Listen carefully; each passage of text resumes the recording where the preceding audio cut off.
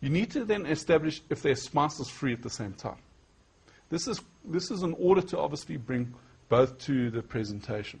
So, John, oh, that's great, you're free. Listen, your wife Mary, is she possibly free? Could you possibly ask her? So give them their time, get them to establish whether both are free. If the wife's not free, and she'll probably will say no, that's fine as well. But at least you've got John coming to the presentation.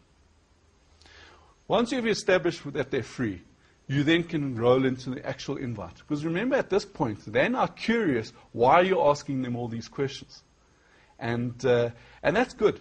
If they're querying, if they're saying, yeah, I'm free, but, what's this all about? Or remember, a lot of them think that this is a timeshare selling spree, so they're going to be very nervous. They're probably going to be quite abusive as well. So understand that. And if you understand it from the beginning, it makes it much easier. So let's get into the invite. The invite here, in this case, I've got a script here that we can read out. The reason I'm calling is I'm involved in a new business opportunity. And I immediately thought that you may be interested. It's an ADSL phone, which can help you save between 20 and 50% of your phone bill. Now, there's a businessman that's actually presenting at my home on Tuesday night, or at my home on Wednesday night, whichever night you've set the date. And I really thought you'd be interested to come and meet this businessman and actually understand what this business opportunity is about. So it'll be great that you can attend. So you can create whatever you want there that you feel comfortable with. Once you've done that, once you've created the invite, the most important point now is to confirm their attendance. What is your objective? Your objective is to have 25 confirmed prospects in your home. So repeat it as many times as you possibly can. Great, John, I'm glad that you can come. Just to confirm, it's Tuesday night, 8 p.m. at my house. You know how to get there, don't you? Try and make it easy as well. And the last thing before you put down the phone is to drum that time and date in their head. You don't want to carry on chit-chatting. Now you've lost it. Because the last thing they need to think about when you're putting down the phone is when is that meeting. And once you get there and once you've practiced that, you'll find that it becomes so easy. And generally it works. We're trying to cut down all the excuses from the beginning and trying to maximize the number of people that attend these presentations. So, we've got to the presentation. The businessman has made a good job of it, and your prospect is really keen to get started. Even if they're interested or not, you need to follow up. You need to get to them and discuss this with them. And if they're not interested, that's fine.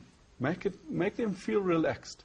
And make a note in your diary to phone them in the future. Maybe give them 2 or 3 weeks, and then give them a call again. If they're keen, obviously this allows you to connect with them, help train them to set up prospects, make 2 or 3 phone calls with them, and start the whole process again. And set up a home meeting in their home.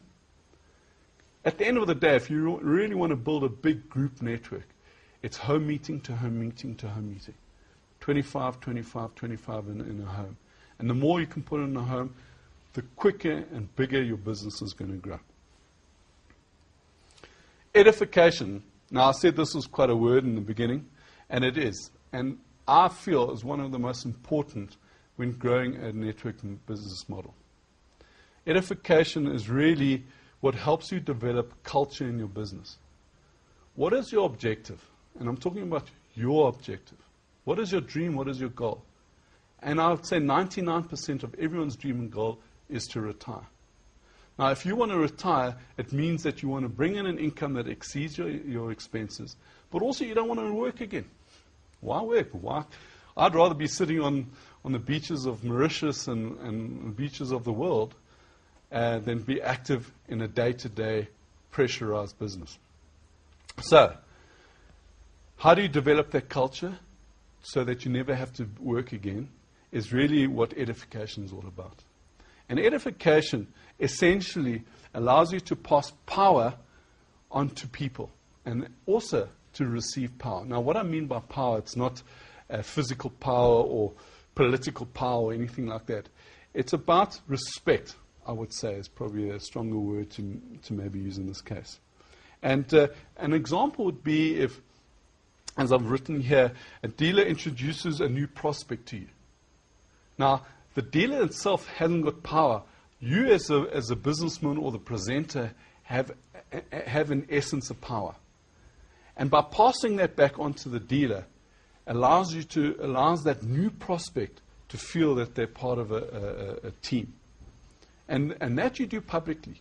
So a new dealer introduces you to a new prospect. You can then say to the new prospect and welcome them and chit-chat, and you can say, you know, John, the fact that you're with Dave, stick closely to that guy because this guy's going to grow a big business. And that allows John to work with Dave rather than John always coming to you to ask questions. Ultimately, you want John to work with Dave, and you just provide a mentoring perspective of the business. So that's edification.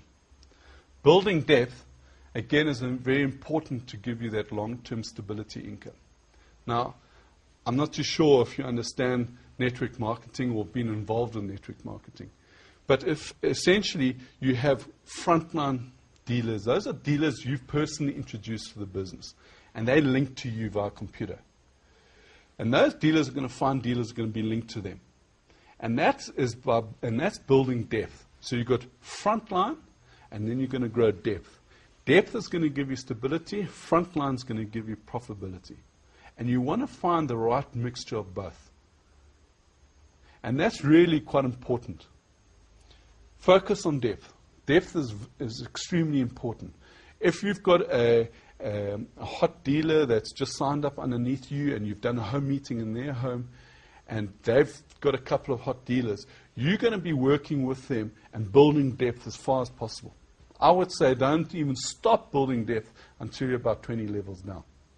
At 20 levels down, you've got a host of dealers in that leg who are able to carry on that business. You've developed the edification culture. It's going to grow naturally. Once you've established 20 levels down, you can then move on to another leg and build that the same way as you've done previously. And really, if you fine-tune this business and hone in onto finding prospects, introducing them, and growing business and growing depth, you're going to have a very, very profitable business, and I would say 2 to 5 years from now. Now, the last point that's quite important is attend all meetings. Now, if your vision is short-term, in other words, you want to just focus on customers, you're going to work during the day and maximize your profit that way, that's great. And I wouldn't suggest that you come to too many meetings. Come to the product training meetings because those are important. You understand about the product. But these other meetings and the introductory presentations are really geared to grow a group network. So focus on your customers and growth that way. If your vision is long-term, in other words, you want that retirement income, then I would attend all meetings possible. Now, why do you do that? Because all these meetings are repeated anyway. Yes, you're going to become bored.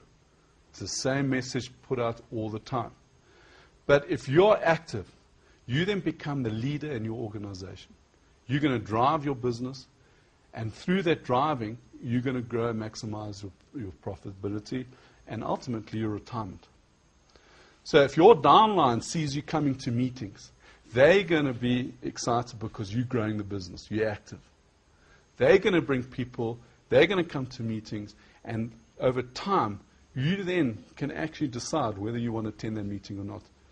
Your culture's grown, and that's what's so important. So remember, you're the leader. You're the leader in your organization. Show an example. Attend meetings. Whether you're bored or not is immaterial. I always say to all my dealers, attend at least one meeting a week. And that's possibly the introductory presentation. Come to at least the introductory presentation. Treat that as what I call an open presentation because it's always set on a particular day at a particular time. Come to that meeting and bring a new prospect to that. And if you do that and forget about everything else, you're going to naturally grow your business. Why? Because the new prospect's going to come to the next meeting. They're going to bring a new prospect. You're going to bring a new prospect.